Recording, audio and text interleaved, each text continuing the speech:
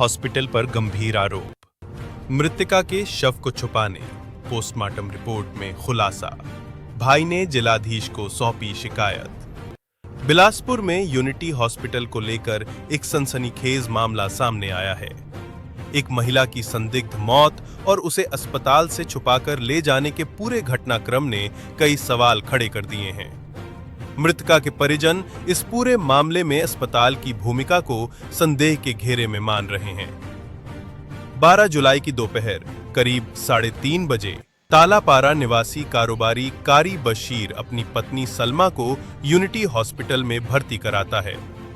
मोहल्ले में ये बताया जाता है कि महिला ने एसिड पी लिया है, लेकिन आस पड़ोस के लोगों और मृतका के परिजनों का दावा है कि महिला के साथ रात में मारपीट की गई थी और उसे जबरदस्ती कुछ खिलाया गया।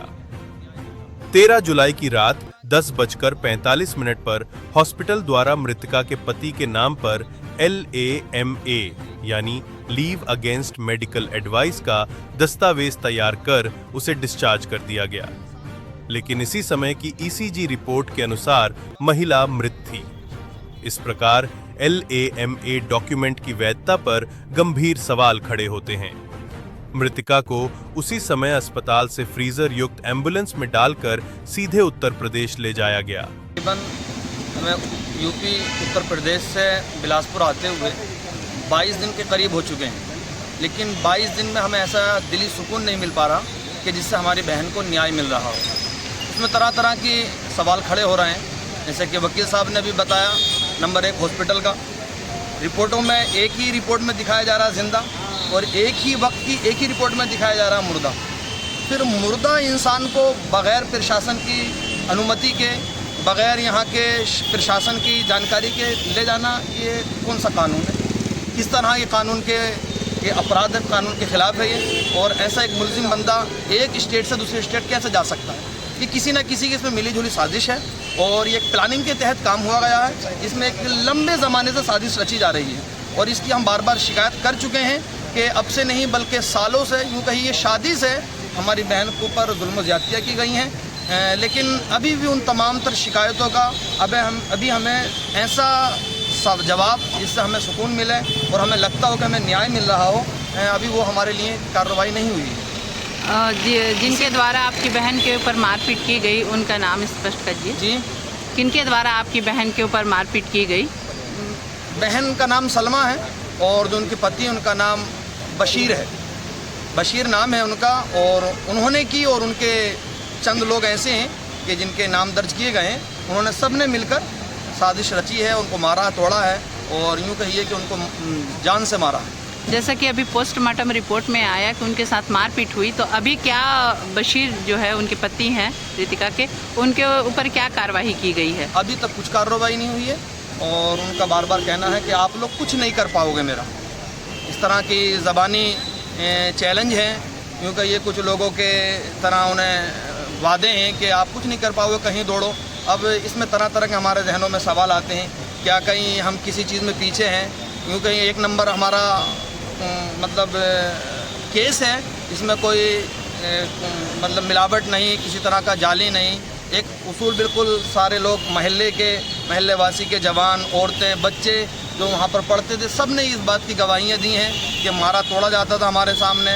और जो उनके साथ में बेटी है, उसने यहाँ भी और घर जाकर भी बताया कि मेरी अम्मी को मारा है और जहर पिलाया है। वो कौन सा जहर था, फिनाइल था, एसिड था, क्या था, वो तो जांच के बाद मालूम होगा। अब अपनी परिचय बता दीजिए। मेरा नाम शमशाद रज़ा, यूपी उत्तर प्रदेश, जिला रामपुर। हाँ बताएंगे।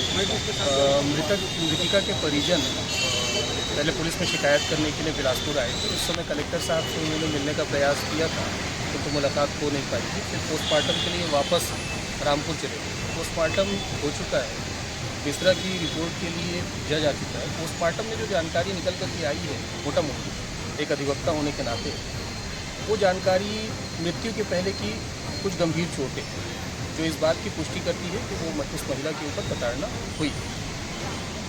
इस पूरे मामले में जो सबसे संदेहास्पद मामला है, जो हम पहले भी पुलिस के समक्ष भी ये बात कह चुके हैं, आज हम माननीय कलेक्टर महोदय से भी वो बात करने के लिए आए थे। यूनिटी हॉस्पिटल का मामला सबसे संदेहास्पद है।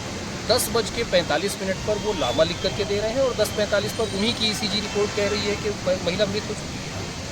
वहाँ से एम्बुलेंस में महिला को फ्रीजर में डालकर ले जाया गया, किसी हॉस्पिटल नहीं ले जाया गया, सीधा उत्तर प्रदेश के रामपुर ले जाया गया। अगर लामा दिया था तो किसी हॉस्पिटल लेकर के जाता, जाँच करवाता, इलाज करवाता, लेकिन वो हॉस्पिटल ना ले जा करके फ्रीजर में डाल करके लाश ले जाई जाती है। महिला को नहीं ले जाया जाता, मरीज़ को नहीं ले जाया जाता।